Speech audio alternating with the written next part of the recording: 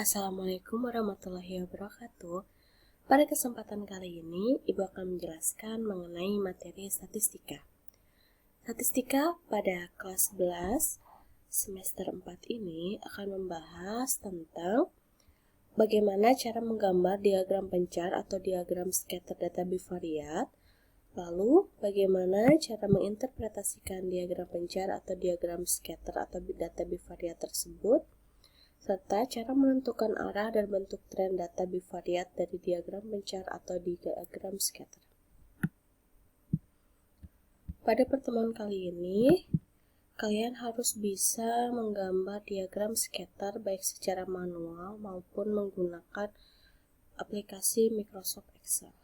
Nah, sebelumnya apa sih manfaat atau aplikasi dari kehidupan sehari-hari mengenai diagram scatter atau diagram pencar tersebut? Jadi salah satunya misalkan ada kebakaran hutan. Kebakaran hutan di Indonesia ini cukup sering terjadi ya. Apakah ada dampaknya bagi kita? Tentu saja kebakaran hutan tersebut akan meningkatkan polusi udara. Namun dari berbagai dampak yang ada, mungkin akan ada orang yang berpendapat bahwa kebakaran hutan juga dapat menghasilkan penghasilan warga setempat menurun dan peningkatan jumlah orang-orang yang mengalami infeksi saluran pernafasan akut atau berhubungan dengan pemanasan global dan perubahan iklim. Nah, bagaimana kita memastikan bahwa hal tersebut itu benar atau tidak? Maka kita harus mengetahui bagaimana hubungan atau sebab akibatnya. Oke. Contoh selanjutnya yaitu mungkin di antara kalian ada yang menjadi subscriber atau maksudnya ada yang menjadi YouTuber. Nah, di YouTuber atau TikToker tersebut tentunya ada yang memiliki pengikut ya atau follower. Nah, apakah ada hubungannya antara waktu yang kalian dedikasikan untuk membuat konten dengan banyaknya jumlah subscriber? Apabila ada hubungan tersebut, nah, hubungan itu adalah hubungan antara dua variabel.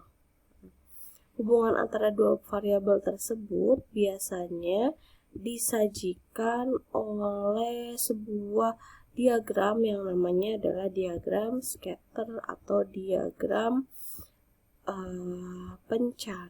Nah, jadi diagram scatter atau diagram pencar itu adalah diagram yang menyajikan data bivariat.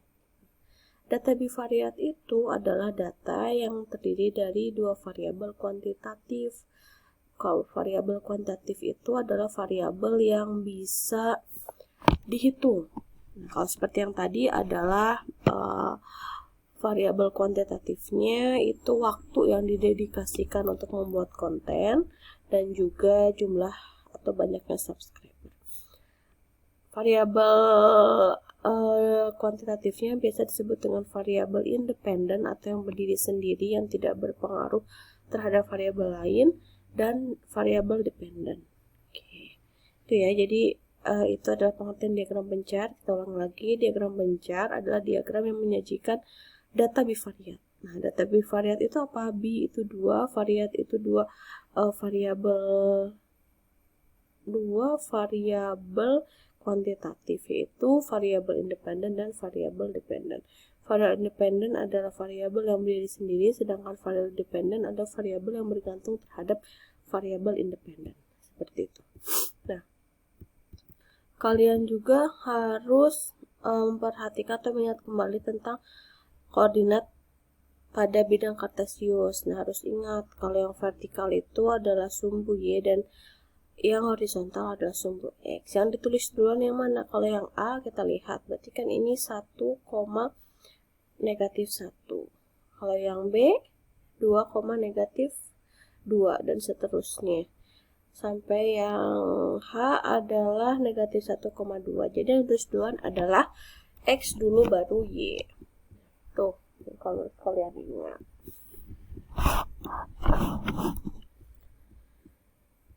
Ini untuk diagram pencar yang tadi. Untuk tabelnya rata-rata waktu dan banyak subscriber ini rata-rata waktunya dan banyak subscribernya adalah ini. Kita ingin tahu bagaimana hubungannya. Oke. Nah, tugas kalian di pertemuan kali ini, kalian harus mengerjakan eksplorasi 3.1. Yang pertama, untuk poin pertama, kalian gambarkan dulu diagram Kartesiusnya seperti ini. X dan Y. Kalian tidak perlu dibentuk kotak seperti ini, tidak apa-apa, cukup X dan Y-nya saja. Nanti silakan kalian isi atau pindahkan tabel yang ini. Jadi misalkan ini 5,5 jam, banyak subscriber adalah 1.400.000 orang. Ingat ya, ini adalah sumbu X-nya karena ini adalah variabel independen, itu biasa di sumbu X. Ini variabel dependen di sumbu Y. 5,5 1.400.000 berarti nanti kalian tulis 5,5 itu, ini kan 5 antara 5 dan 6, berarti di sini kalau 1.400.000 berarti di bawah 1.500.000. Nanti kalian tulis titiknya di sebelah sini dan seterusnya.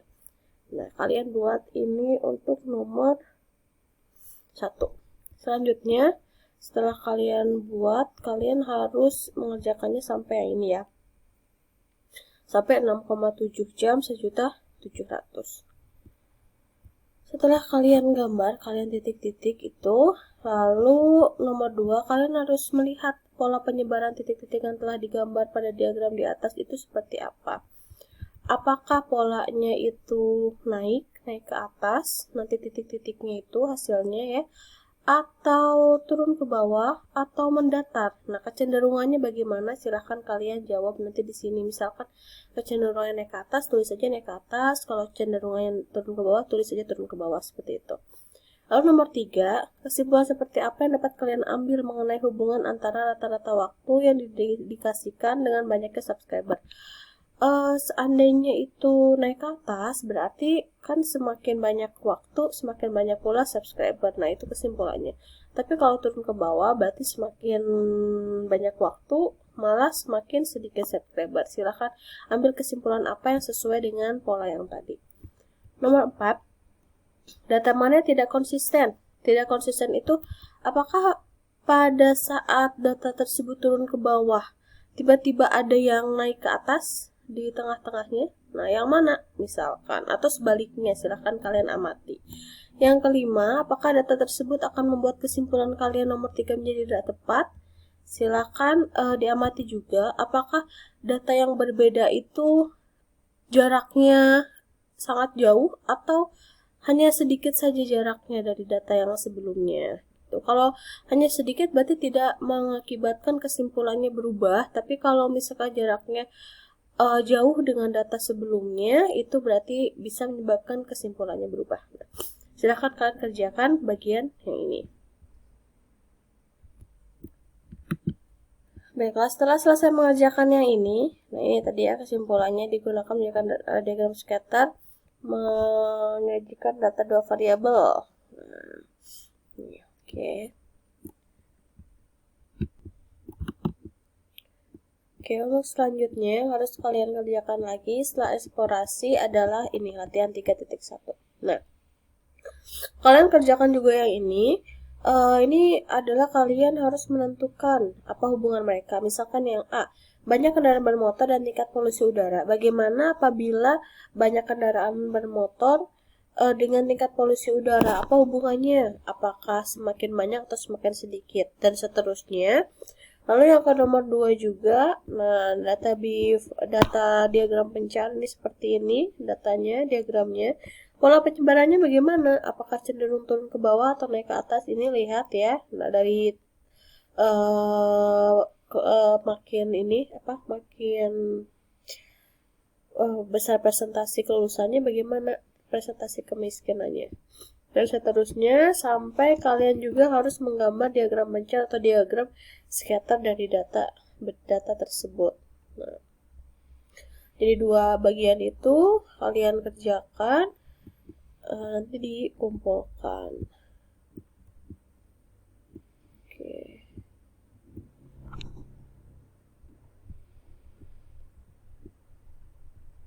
Sampai dengan nomor 4 ya, nomor 4 juga. Nah, nomor 4 juga dikerjakan. Jadi 1, 2, 3, 4. Untuk pertemuan pertama ini kalian mengerjakan jadi eksplorasi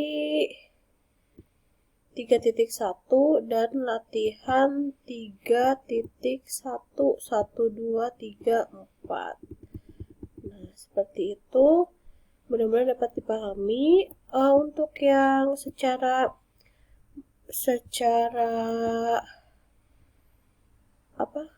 untuk secara Microsoft Excel-nya silakan kalian bisa mencoba juga. Nanti mungkin di rumah apabila ada komputernya, nanti silakan dicoba juga. Cara-caranya ada di halaman 93 nih, cara-cara untuk menggunakan Microsoft Excel-nya seperti itu. Itu lebih mudah nanti caranya. Baiklah, sekian untuk penjelasan pertemuan pertama mengenai diagram scatter atau diagram pencar. Hasil akhirnya kalian harus bisa membuat diagram pencar dan menginterpretasikannya. Terima kasih. Wassalamualaikum warahmatullahi wabarakatuh.